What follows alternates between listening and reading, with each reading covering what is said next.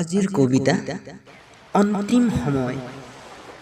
সময় নাই এতিয়া কাৰোবাক খবৰ কৰাৰ, আৰু সময় নাই কবিতা লিখাৰ। এতিয়া সময় নাই গোপনে সংগোপনে আলোচনা অথবা প্ৰেমালাপ কৰাৰ। সময় নাই এতিয়া কাৰোবাক অনুৰোধ কৰাৰ, আৰু নাই সময় কৰজোৰে মিনতি কৰাৰ। সময় নহয় মাথো এতিয়া প্ৰতিবাদ কৰাৰ, আৰু নহয় সময় তিনিআলিত ডিজিটেল জুৱা খেলি থকা।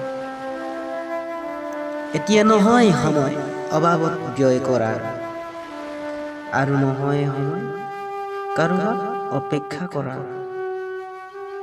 সময় এতিয়া নহয় কাৰোবাৰ প্ৰৰোচনাত আত্মমৰ্যাদা হানি কৰাৰ, আৰু নহয় সময় বিভীষিকাত পেপুৱা লগাৰ। এতিয়া সময় নহয় শব্দেৰে যুদ্ধ কৰাৰ, নহয় এতিয়া সময় মাথো দাবী হুমকি দিয়াৰ।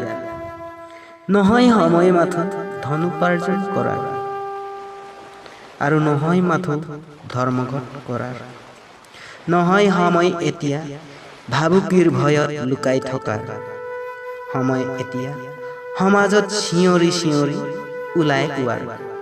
এতিয়াৰ সময় জাতি মাটি ভেটিক ৰক্ষা কৰাৰ, নিজৰ সিদ্ধান্ত নিজে লোৱাৰ অসমীয়াৰ দুঃসময়, অন্তিম সময়।